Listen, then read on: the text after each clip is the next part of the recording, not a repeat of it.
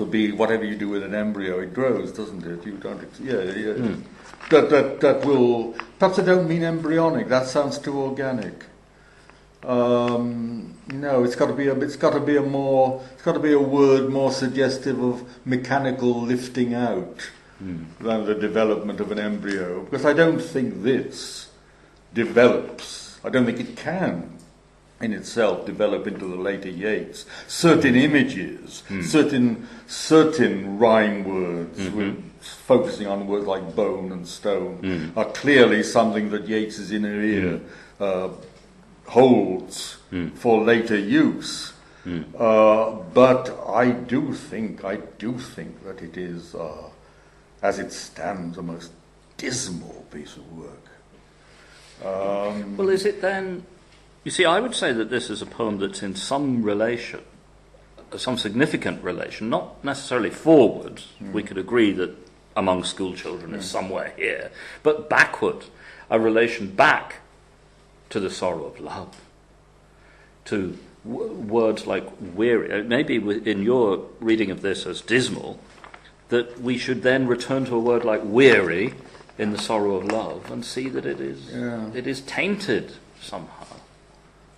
Well, as I say, I mean, this is my first reaction to the poem. Well, it might have been my reading, Geoffrey. No, your reading was very, very beautiful, very harmonious. It took full account of the stresses and the slacks. I sat here on my not on my. You're not on your marrow bones. Not on my marrow bones. No. I sat with my marrow bones creaking or whatever, and thought, I wish I could have.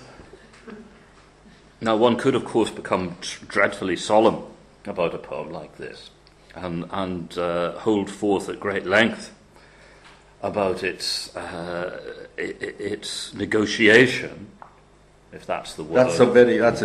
That's an inward negotiation. I was hoping you'd hear my inverted comma. Yes, I did. Very, very clearly. Of the gender issues involved. Negotiation, that.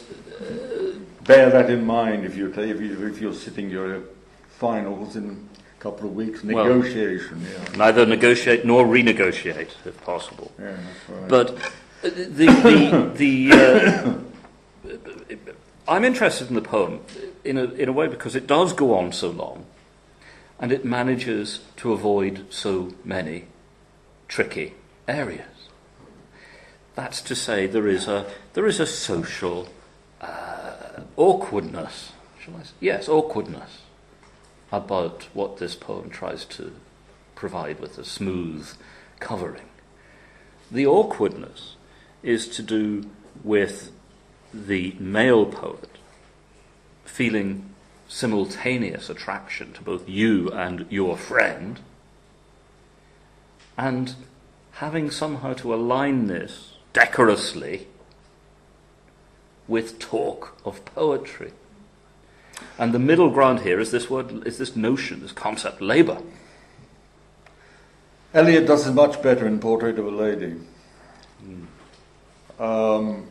There is also a very significant difference between awkwardness and gaucheness.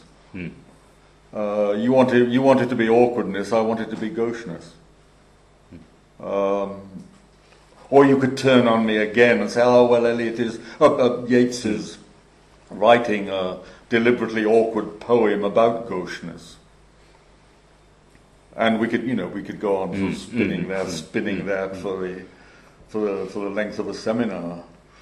But I would say what troubles me here is not so much awkwardness is fine.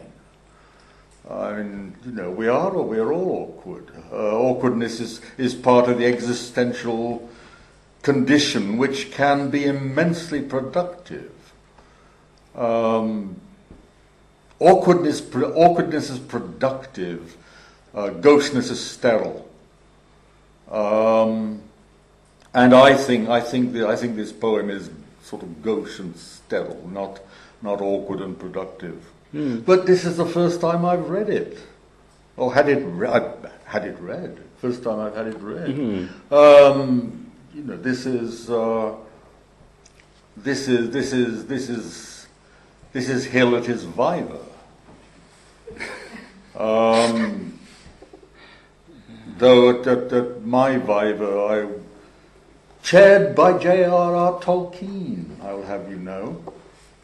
At my Viva, I was tested on Ode to a Nightingale. And I was asked, wouldn't it have been much better if Keats had stopped the ode one stanza before the end? And I said, absolutely not.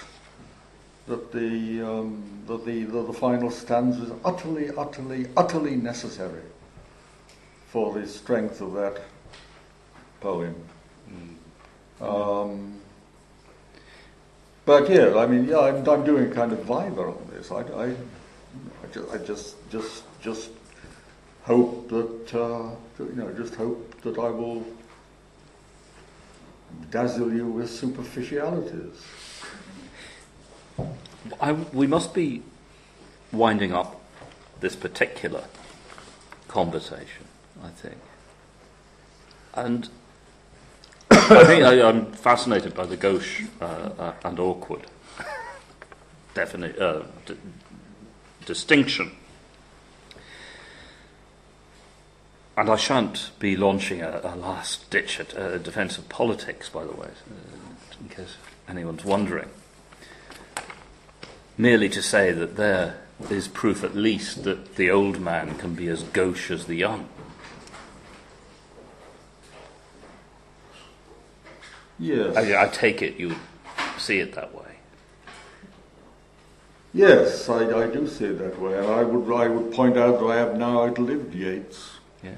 So I can. Yes. Yes. There are lessons to be learned, as they say in government, and as the Met always has it. Terrible things have happened, but lessons have been learned. Yes, indeed. Well, terrible things have happened in the past hour, but lessons have been learned. Lessons, I'm sure, have been learned. And I shall conclude simply, or as simply as one can conclude, by thanking Geoffrey for agreeing to a moderate grilling. I think I was utterly crazy to do so, but thank you. And for sending up. Yes, many things, but sending also me back to certain questions in Yeats that are hard to resolve. Very, very, very hard to resolve. I guess I would say that he's one of the very few poets, very few, for whom it's worth taking trouble of that kind. Well, I think contemporary poetry ought to be more like texting myself. I was hoping you'd say that. And thank you, everyone, for listening to this conversation today. Thanks very much.